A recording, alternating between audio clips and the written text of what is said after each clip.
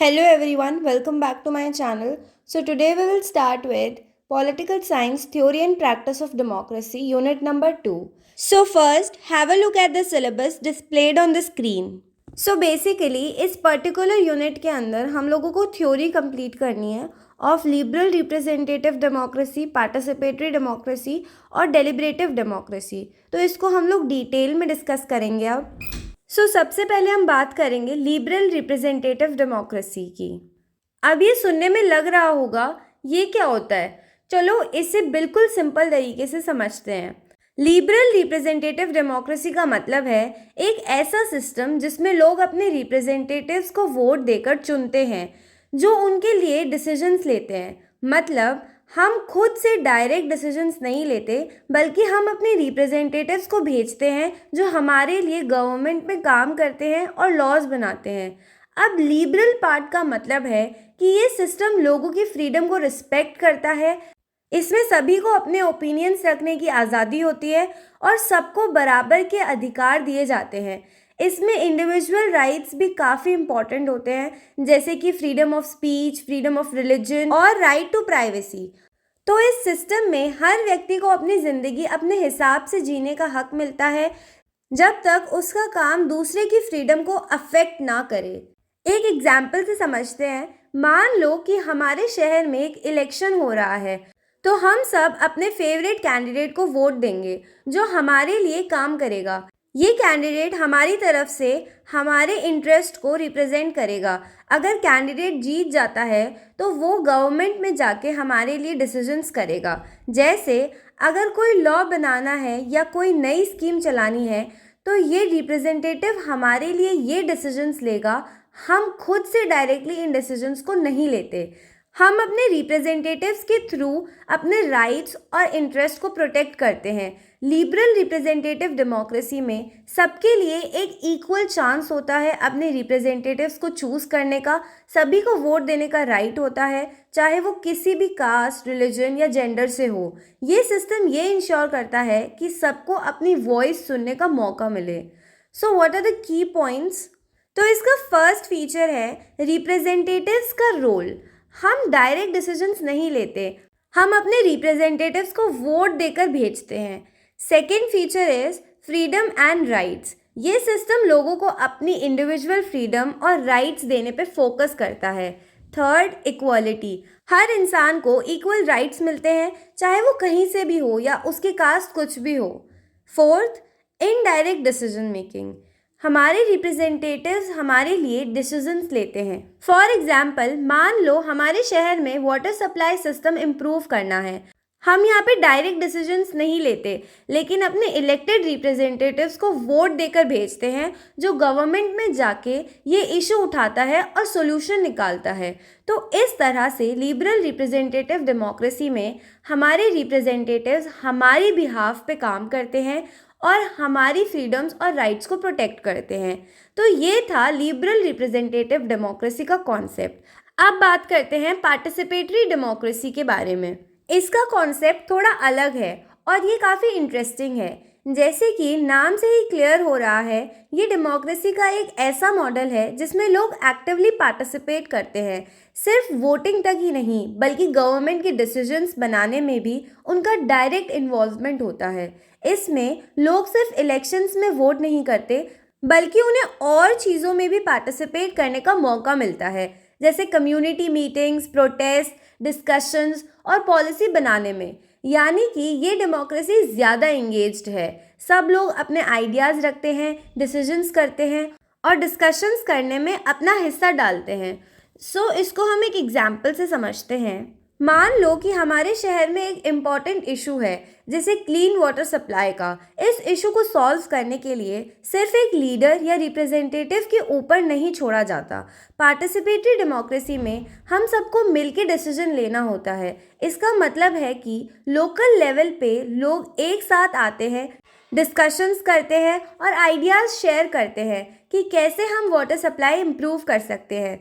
For example, एक community meeting हो सकती है जिसमें हर किसी को अपने आइडियाज़ देने का चांस मिलेगा, चाहे वो स्कूल टीचर हो, बिजनेसमैन हो या हाउसवाइफ हो. सब अपने सजेशंस देंगे और सब मिलकर डिसाइड करेंगे कि किस सॉल्यूशन को इम्प्लीमेंट करना है। इसमें लोगों का रोल काफ़ी एक्टिव होता है। ये सिस्टम उन्हें सिर्फ वोटिंग तक सीमित नहीं रखता, बल्कि उन्हें डिसीजंस लेने में भी शामिल करता है। और ये काफ़ी फ़ायदेमंद होता है क्योंकि सब लोग अपने आइडियाज़ और सॉल्यूशंस रखते हैं, तो एक बेटर और मोर बैलेंस्ड डिसीजन निकलता है जो सबके इंटरेस्ट को ध्यान में रखता है। सो नाउ लेट्स सी कि इसके की फीचर्स क्या क्या है। First is active participation. ये डेमोक्रेसी सिर्फ वोटिंग तक लिमिटेड नहीं होती, लोग एक्टिवली डिसीजंस में शामिल होते हैं। Second, local community involvement. Local level पर डिस्कशंस और डिसीजंस लिए जाते हैं, जैसे कि community meetings. Third, equality and inclusiveness. हर एक व्यक्ति को अपने आइडियाज़ रखने का इक्वल चांस मिलता है, चाहे वो किसी भी बैकग्राउंड से हो। Fourth, better decision making. जब सब लोग अपने थॉट शेयर करते हैं तो डिसीजंस ज़्यादा बैलेंस्ड और प्रैक्टिकल होते हैं। फॉर एग्जाम्पल, मान लो एक विलेज में रोड कंस्ट्रक्शन का प्लान बन रहा है।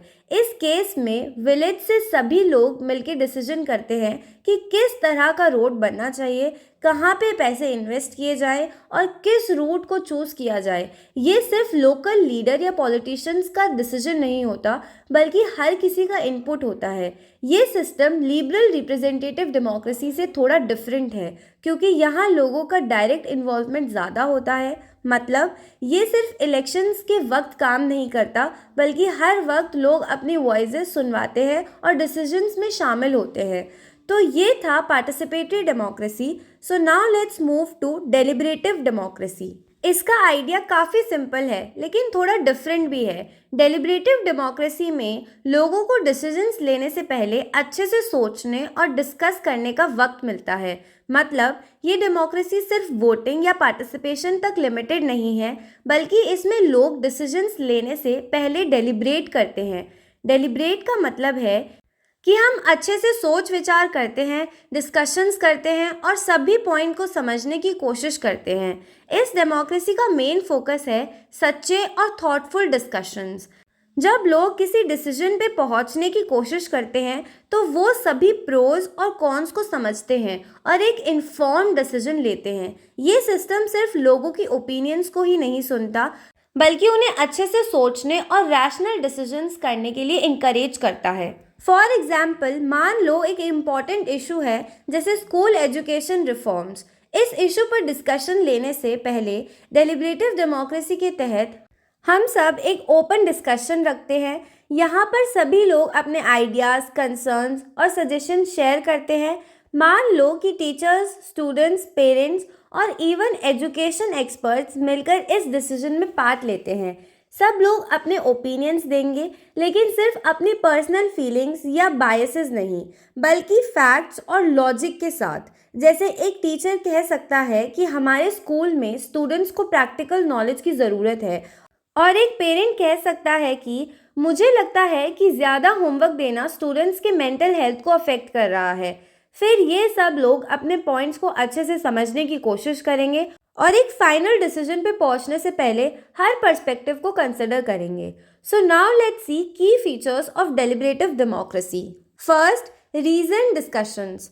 ये डेमोक्रेसी डिस्कशंस पर बेस्ड है, जहां लोग अपने आइडियाज़ और कंसर्न्स को लॉजिकली एक्सप्लेन करते हैं। Second, informed decision making. ये सिस्टम इंश्योर करता है कि जो डिसीजंस लिया जाता है वो पूरे सोच विचार के बाद हो। Third, inclusive participation. सभी लोग, चाहे उनकी ओपिनियन डिफरेंट हो, अपने पॉइंट्स रखते हैं और सुनते हैं। Fourth, respect for different opinions. ये सिस्टम हर ओपिनियन का रिस्पेक्ट करता है, चाहे वो अलग हो, और उस पर अच्छे से डिबेट किया जाता है।